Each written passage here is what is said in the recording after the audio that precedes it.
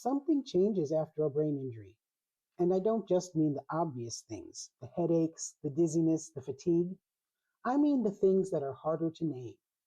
The things that make a spouse say, "You're just not the same person." The things that make a person with a brain injury feel like they're failing at being themselves. Those changes have names. They have neurological explanations, and they are far more common than most people realize because nobody talks about them. I am Dr. Celeste Campbell, a licensed clinical neuropsychologist. I have spent over 35 years evaluating and treating people with traumatic brain injury in hospitals, VA medical centers, and private practice. And in this video, I want to walk you through the cognitive and emotional changes that I see blindside families again and again, not because I want to alarm you, but because naming these things is the first step to understanding them. And understanding them is the first step to getting real help. If you are a person with a brain injury watching this, you may recognize yourself.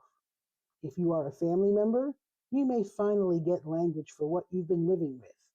Either way, stay with me. Before I get into the specific symptoms, I want to explain why these changes so often go unrecognized, even by medical professionals. When someone has a brain injury, a lot of attention goes to the physical recovery. The headaches, the dizziness, the sleep disruption. Those are real and they matter. But the cognitive and emotional changes are often slower to appear, harder to measure, and easier to dismiss. They're easy to dismiss because they look like other things. Irritability looks like a bad attitude. Memory problems look like carelessness. Difficulty concentrating looks like laziness or distraction. Emotional changes get labeled as depression or anxiety, which may also be present, but that's not the whole story. And here's the clinical reality. Many of the most disabling effects of TBI are invisible on standard imaging. They don't show up on a CT scan or a basic MRI. So the person looks fine on paper and then goes home and can't hold a conversation, can't manage their schedule, can't regulate their emotions the way they used to. And nobody warned them this was coming. That's what I want to change today. Let's go through these one by one.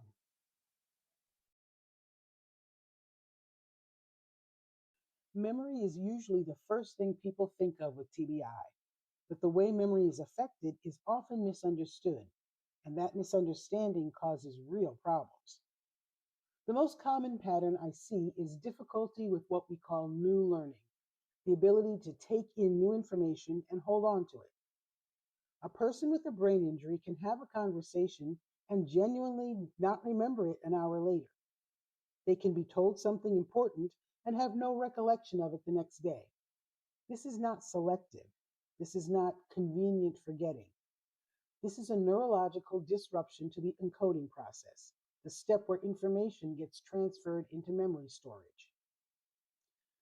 What makes this so hard for families is that the person often looks completely present in the moment. They're engaged, they're nodding, they seem to understand, and then later they have no memory of it. And the family, understandably, feels frustrated. They feel like they're being ignored or manipulated. But what's actually happening is that the brain's filing system was damaged. The conversation happened, it just never got filed. Long-term memory, things from before the injury, is often much more intact. The person can tell you stories from 20 years ago with perfect clarity, but they can't remember what you said this morning. That disconnect is confusing and painful for everyone, and it's completely consistent with how TBI affects the brain. After TBI, paying attention requires more effort than it used to. The brain is working harder to do the same tasks. What once felt automatic now feels labored, and the result is a kind of mental fatigue that is completely different from ordinary tiredness. I've had people with TBI describe it this way. By noon, my brain just stops working. Or I can focus for about an hour and then I hit a wall. This isn't laziness. This is a brain that has used up its available resources because every cognitive task is now costing more energy than it did before the injury. Environments that used to be easy to navigate, a busy office, a family dinner, a grocery store, can become genuinely overwhelming. The noise, the movement, the competing demands on attention. The injured brain struggles to filter and prioritize in the way it once did automatically. And the person often can't explain why they had to leave. They just had to.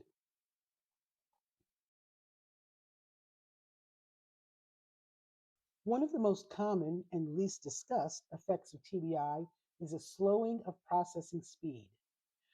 This means the brain takes longer to take in information, make sense of it, and respond. In conversation, this can look like someone who pauses longer before answering, who seems to lose the thread of a fast moving discussion, or who asks people to repeat themselves. It's not a hearing problem, it's not a language problem. The words are getting in, they're just taking longer to be processed. In a professional setting, this can devastate someone's confidence. They used to be quick, sharp, decisive. Now they feel slow. And because the change is internal, nobody can see it. They're often told they seem fine, but they know something is different. And they're right.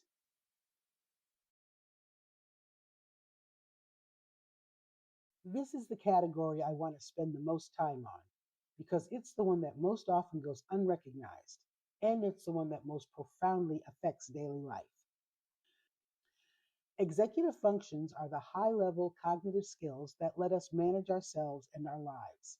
They include planning and organizing, initiating tasks, managing time, problem solving, shifting between tasks, controlling impulses, and regulating our behavior based on the situation we're in.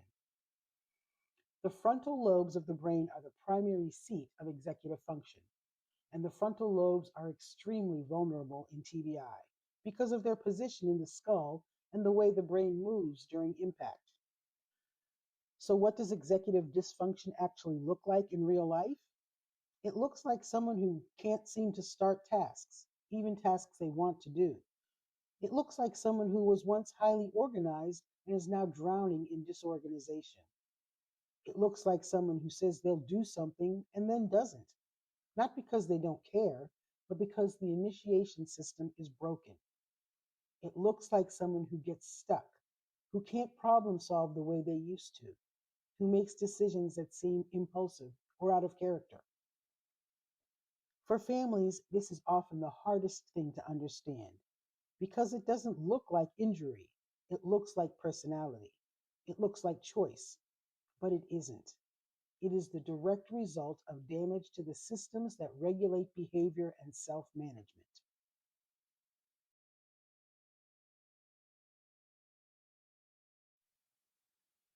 Of all the emotional changes that follow TBI, irritability is the one I hear about the most from families because it's the one they live with every day, and it's the one that most directly threatens relationships.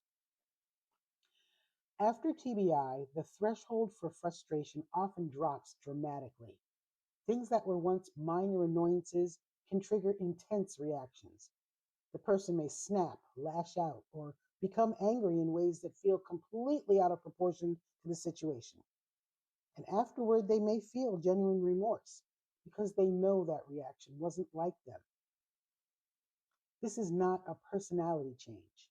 This is a neurological change. The injury has affected the brain's ability to regulate emotional responses, particularly the inhibitory systems that would normally pump the brakes before a reaction escalates. The feeling of frustration is real. The injury removes the filter. I want to say something directly to the family members watching this. The anger is not about you. I know it feels personal. I know it lands personally. But understanding its neurological origin doesn't mean you have to absorb it without limit. It means you can approach it differently. And we'll talk about that in a future video specifically for caregivers and families. Some people with TBI experience what we call emotional lability, a pattern where emotions come on quickly, intensely, and sometimes seemingly out of nowhere. Someone might cry easily, laugh at unexpected moments, or swing between emotional states in ways that feel uncontrollable. This can be deeply embarrassing for the person with a brain injury. They feel out of control. They feel like they're losing it, and they often withdraw from social situations because they don't know when their emotions might surface unexpectedly. What I want people with TBI to know is this: emotional lability is a recognized neurological symptom of TBI. It has a name, it has a mechanism: disruption to the brain's emotional regulation circuits, and it can be addressed in treatment. You are not going crazy. You are dealing with the aftermath of a brain injury. Depression and anxiety are extremely common after TBI, and their origin is actually twofold. First, the brain injury itself can directly affect the neural circuits and neurochemistry involved in mood regulation. Second, the experience of having a brain injury, the losses, the changes, the uncertainty, is genuinely depressing and anxiety provoking. Often both are true at the same time. This distinction matters clinically because it affects treatment. A neurologically driven depression may respond differently to treatment than a situationally driven one. This is one of the reasons why working with a clinician who understands TBI specifically, not just mood disorders generally, makes such a difference. I also want to name something that I see frequently. People who are managing well before their injury, who had good coping skills, stable lives, strong relationships, can find that TBI strips away the very cognitive tools they use to manage stress. They can't think their way through problems the way they used to. They can't organize their thoughts to self soothe. The injury took those tools, and rebuilding them takes time and support.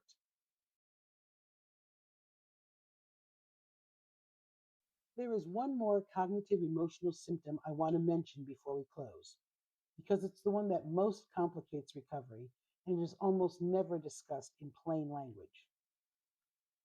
Some people with TBI, particularly moderate to severe TBI, experience a reduction in self awareness. This means they have limited insight into how the injury has changed them. They genuinely don't see what others see. They believe they are functioning at their previous level. They may deny having problems that are plainly obvious to everyone around them. This is not stubbornness. This is not denial in the psychological sense. This is a neurological consequence of damage to the systems that monitor our own performance and behavior. It has a clinical name: anosognosia, and it is one of the most painful and isolating things a family can experience because the person they love cannot see what they are living with every day. If this is your situation, I want you to know you are not imagining it, and there are clinical approaches that can help. But that is a topic that deserves its own video, and it's coming. I've covered a lot in this video: memory difficulties, attention and mental fatigue, slowed processing, executive dysfunction, irritability, emotional lability, depression and anxiety, and reduced self-awareness. None of these are character flaws. None of them are choices. They are the documented, clinically recognized effects of injury to the brain. And every single one of them can be better understood, better managed, and better treated when they are properly identified. If you recognized yourself in this video or recognize someone you love, I want you to hold on to this. The fact that you can name what's happening is not a small thing. It is the beginning of being able to address it. The most common thing I hear from families after a thorough neuropsychological evaluation is, "I finally understand what's been happening." Not because the news is always good, but because understanding, real understanding, changes how you respond. It changes how you communicate. It changes what you ask for, and it changes what's possible. If you want to go deeper on any of these symptoms, what causes them, what helps, what to ask your provider, I cover one topic in depth each week in my newsletter. The link is in the description. It's free and it's written for real people navigating real situations, not for textbooks. In the next video, we're going to talk about something I get asked about constantly, and that is, why do symptoms seem to be getting worse months after the injury? Why are new symptoms appearing? I'll see you there.